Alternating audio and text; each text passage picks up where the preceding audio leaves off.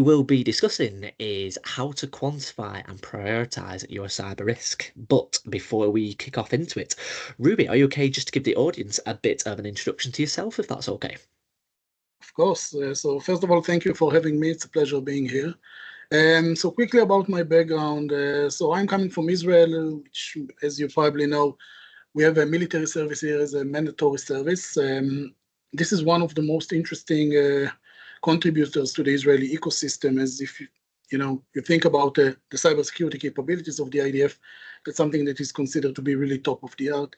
So I've started my professional career there in an academic journey in which I've done my B Science and M Science degree in computer science and math.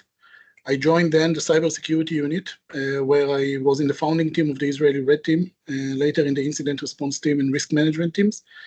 2012, I finalized my duty and decided to continue to a more civilian career path, founded SCI. Since then, working as the CEO of the company, enjoying what I do pretty much. The technical aspects and the commercial aspects, and the blend of it is really my passion. So yeah, that's me. Perfect. Well, thank you very much for that. So, just before we really get into the nuts and bolts of it, what made you create Psy? Did you spot a gap in the market? Was it an overnight sensation? Had you been thinking about it for years? Why did you create Psy, Ruby? That's a very good question. So actually, Psy, the way that Psy was founded and what Psy is today, those are different things. And let me explain. When I started, I went with the things that I knew, right? I came out of the army and I had a very unique skill set. And I said, hey, that's what I'm going to, with this skill set, I'm going to the market and see what I can get out of it. Very quickly in my first days of the journey, I understood that I really want to do something on my own and not work in a corporate or something. So that was the first decision that I made. Then I started as a professional services company saying, hey, I know how to do nation level red teaming. I know how to speak with decision makers. I know how to convey the message of risk. And I said, let's go ahead and do that. As part of the process, I found myself working with multiple executives worldwide, sitting in boardrooms, and then hearing the same questions over and over again without the team around me being able really to answer the questions. Questions like, hey, what is the most likely scenario that we are going to have, assuming we are attacked? What will be the cost for that? How do we eliminate the risk? Where should we invest the next dollar from our point of view? What is the return on investment on our cybersecurity budget and so on? Those kind of questions that were, in a way, very quantitative, right, compared to the qualitative approach that the market, qualitative approach that the market had before. That changed a lot in the way that I think about cyber risk. And from my point of view, when we started to develop our platform, it came mainly from customer requirements, questions that we had without answers, and that created a very clear need of identification of the risk, meaning clear visibility into the risk, quantification of the risk, mitigation planning that is in a way scientific, meaning not just because you think so or because there is some kind of compliance method that you want to achieve, but really show me the return on investment. That was really the question in most cases. And above all, seamless communication between the different team players in the organization, from board of directors to the operational team members together. That is really the problem that we are trying to solve with the same tool set. So that was let's say, the background to what or why we do what we do. Yeah, absolutely. No, and thank you for that. And I suppose I've just got a couple of questions on that straight away. Now, I myself, I speak to a lot of sort of early stage vendors, and like you say, it can change so fast, and adaptability is key. And timing is one of them as well. And I suppose my question to you is, how did you know that that the market was ready for Psy? Because, like you say, a lot of sort of your rationale is about educating the board about security risks in a commercial mindset. How did you know that A, there was a gap in the market, but B, that the market was ready and it wouldn't just be like, they're not going to take us seriously, this could tank? So what actually gave you that first indication? Here's the approach, right? From my point of view, and that's maybe not aligned with the approach that you find in the market, but to me, that was the only approach that, that worked. Every time that we went to a company that we heard the same questions that I mentioned before, I asked a very simple question. What if we had a solution that can allow you to get continuous visibility into the questions that you've just asked? Are you interested in this kind of platform? That was the first question. If so, are you willing to pay for that? If so, how much? Right? And that was the initial, call it validation process that I made before we started to develop even one line of code, right? Because from my point of view, our approach was always very effective, right? Everything that we do, we need to see profit in the end, right? So the traditional approach in the market is build a technology, find product market fit, and go ahead. From our point of view, we started with product market fit. We tailored a solution to the product market fit, evaluated pricing and adoption level, and only then started with development and came up with a product. And to me, the fact that I knew that the day that we have a platform ready, we have already, let's call it dozens of customers waiting in the end with a specific check size that I knew how to quantify that. That's something that gave me a lot of, let's call it comfort, right? That we are doing the right thing. Of course, it's not enough, right? The sample that you have, it's not good enough. And we actually needed the market education that you've mentioned before. And that's something that we were doing quite a lot in conferences, in webinars, and even in what we do at the moment, right? That's part of, to me, the market education that we're making. But I think that above all, latest legislation and regulations and compliance frameworks that came to the world from DORA in Europe and SEC regulations in the US and so on, that's something that puts a lot of emphasis on our kind of solution. So everything that was nice to have in the past, or very interesting questions from a mature board, now becomes a must-have. And that's really the shift in the industry that we see, which we believe that that's really why it's more and more interesting to continue with what we do. Absolutely. Yeah. No, there's absolutely a more growing need for it, like you say, with all the evolving risks as well, like you say. And now the fact that the culture towards sort of security is getting is better the right word? Not sure, but there's more limelight on Mature. it. It's more Yeah, mature. exactly. So I wanted to throw sort of a hypothetical situation at you then. So let's just say I'm the CEO of an organization, but I don't have any clue on my security tech stack whatsoever. Now, I know I've got a budget here, and I know I need to assess my security tech stack, but I don't know where to start. And I want to come to someone like yourself to help me out. What would you advise to myself? What sort of plan would you give to me then? Yeah, so that's a very typical situation. Again, it's hard to see today CEOs that say that they don't have any clue with what's happening in their organization, because that was true maybe 15 years ago. Today, it's a little bit less common. Probably you'll find companies like that every now and then. But let's assume that this is the case. The way that we always suggest to work is very simple. First, in order to mitigate or in order to reduce the risk, you need to know the risk. So visibility is number one thing. Let's first understand your threat and risk profile. How do we do that? We take a very comprehensive approach to the organization. That means network level security, endpoint security, remote access, data security, policies and procedures, security operations, application security, everything that is relevant to the organization per element. We try to evaluate the organizational situation, risk, and maturity, meaning whether vulnerabilities are in place, and if those vulnerabilities are in place, what is the likelihood for those to be exploited. We present it in a way, in a very graphical way that is based on a mathematical approach. And then, and this is the most interesting thing, we are able to really tell you where to put your emphasis. Because here is my philosophy here, right? From our point of view, being in a situation that you have cybersecurity risk, that's a given. Being in a situation that all of your cybersecurity risk equal, that's never the case.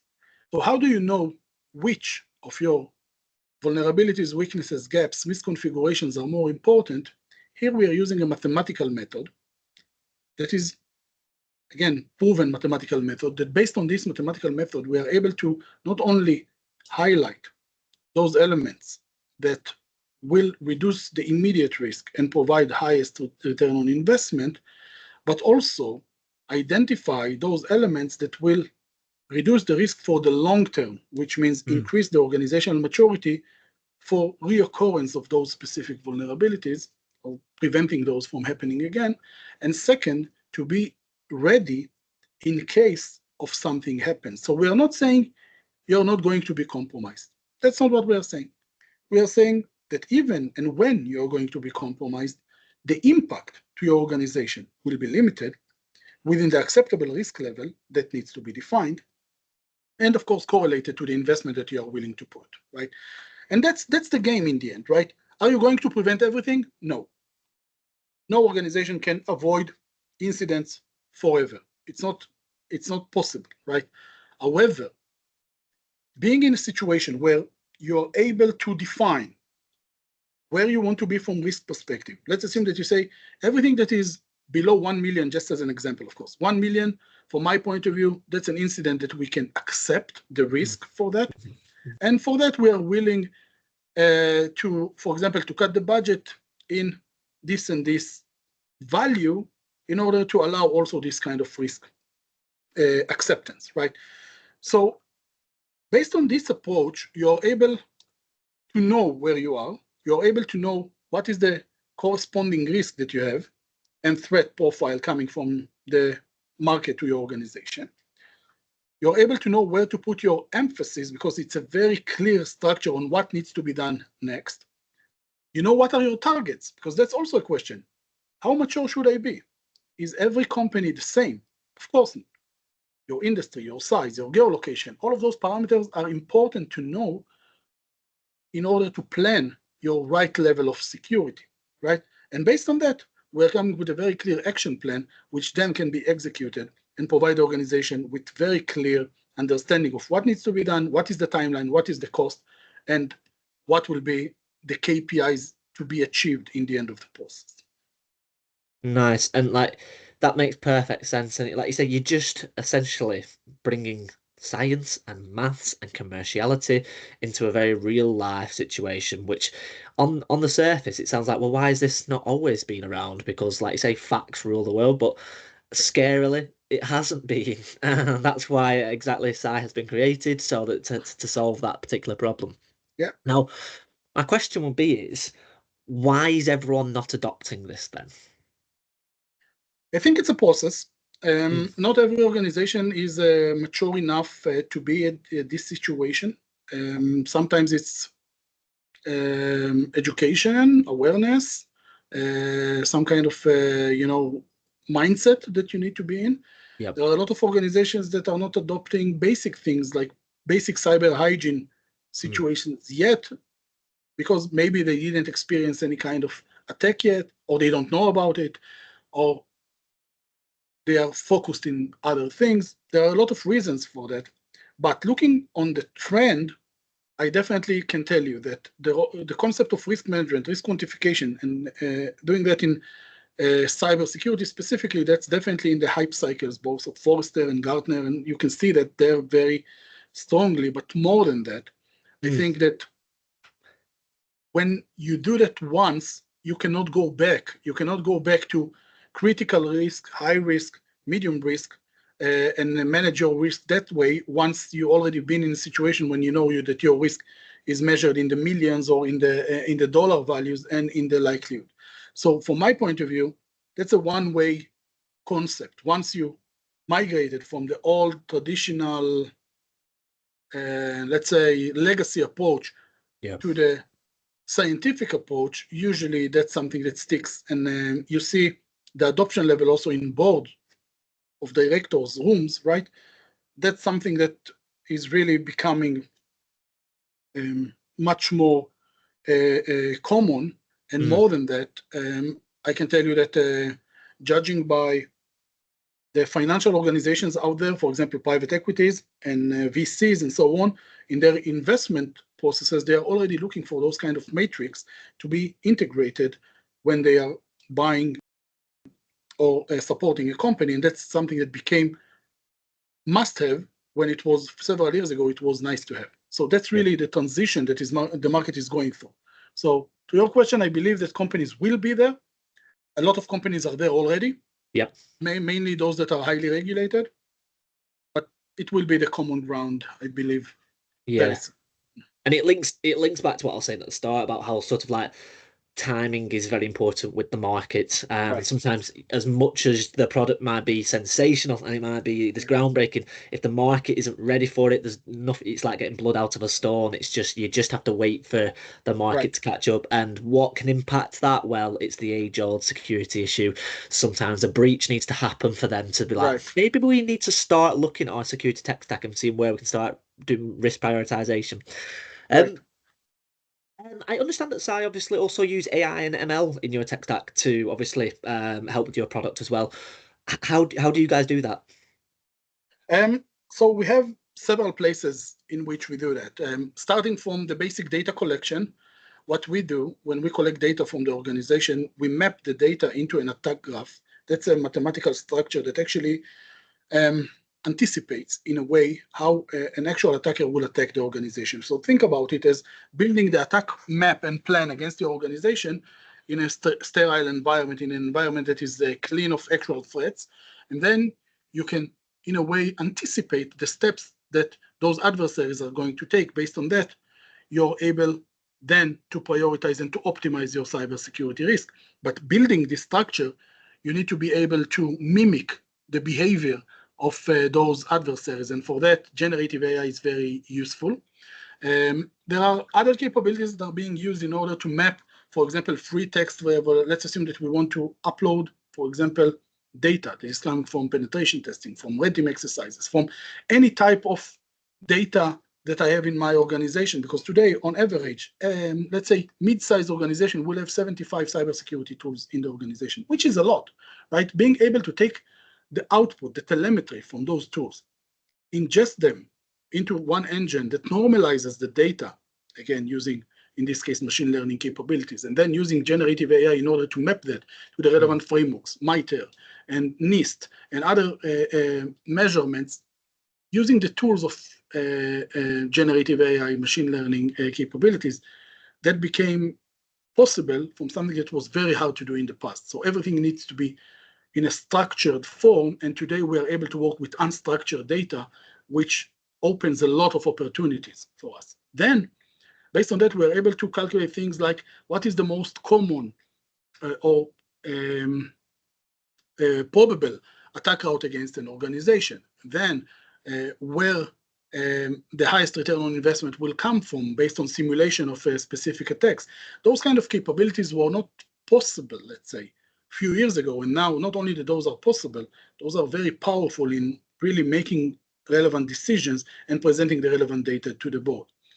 So that's very integrated in our approach and in our platform. Yeah, and it was that always the plan? Did you guys always sort of leverage AI and ML, or has that sort of been what you said right at the start? We've had to naturally adjust with the times, or was it always part of the plan? At the beginning, it was definitely part of the plan, but not at the same, let's call it, magnitude, right, that we have it today, right? So we start with the planning of basic capabilities, right? And with the progress and the innovation that we see in the market, we are also aiming higher. So in the past, we were aiming to, let's say, to provide basic insights that, again, we didn't think those were basic at the time, right? Those were groundbreaking from our point of view. But today, I think about them as basic. Today, we're able to really analyze massive amounts of data and say, you know what? From this data, this part is important. The rest, you can leave aside for a second. And that's a very powerful capability. Think about a cybersecurity company that tells you, you know what, you have 10 critical vulnerabilities, but leave those aside. Only this one is important. How many cybersecurity companies are able to tell you that? That's the question, right? And to me, that's really the change that I've seen now. So telling you what to do, that's one thing. Telling you what you don't need to do now, that's a powerful capability, because the Yeah. fear factor out there, everything is risky, everything can be compromised, right? That's in a way that's true, but being able to maneuver in the world, know how to invest, where to invest, what's important and what is less important, that's also a need that is becoming more and more common, right? Yeah. Yeah.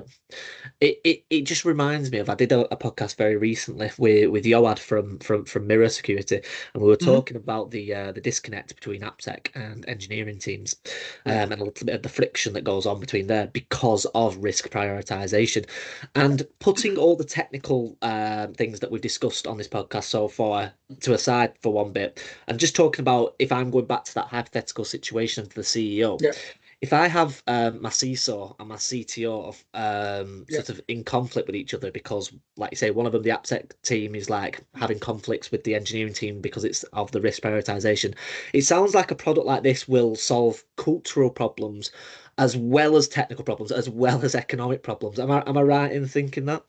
That's a very important point, because the friction that we are seeing in organizations, it's always around, hey, you say this is critical, I tell you it's not critical. I'm the CTO of the company, I'm the head of engineering, I know that it's not critical. Hey, I'm the CISO, I tell you this is critical. Now, when you have facts, when I tell you this vulnerability costs you potentially 10 million, Hmm. then it's an absolute number.